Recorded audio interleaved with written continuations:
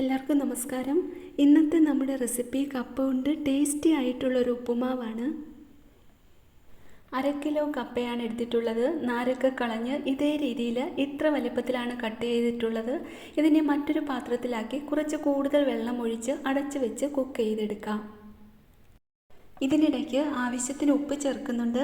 ഇപ്പോൾ പാകത്തിന് കുക്കായിട്ടുണ്ട്. ഇനി ഇത് ഡ്രെയിൻ ചെയ്തെടുക്കാം. സ്റ്റൗവിൽ പാൻ വെച്ചിട്ട് 2 ടേബിൾ സ്പൂൺ വെളിച്ചെണ്ണ ഒഴിച്ച് ചൂടായതിനു ശേഷം അതിലേക്ക് കടുക്, വറ്റൽമുളക്, കറിവേപ്പില ചേർക്കാം. ഇനി ഇതിലേക്ക് 10 അല്ലി വെളുത്തുള്ളിയും 2 പച്ചമുളകും മീഡിയം സൈസിലുള്ള 2 സവാള കനം കുറച്ച് കട്ട് ചെയ്തതും കൂടി ചേർത്ത് വഴറ്റിയെടുക്കാം.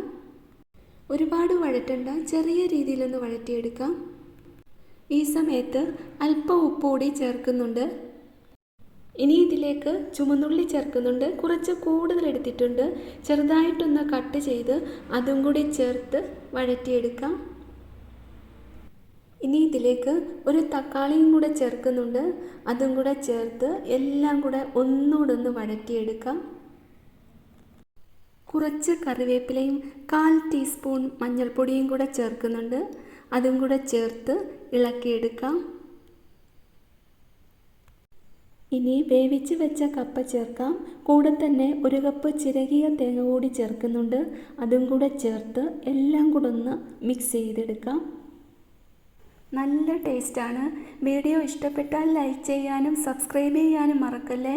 മറ്റൊരു നല്ല റെസിപ്പിയുമായി അടുത്ത വീഡിയോയിൽ കാണാം.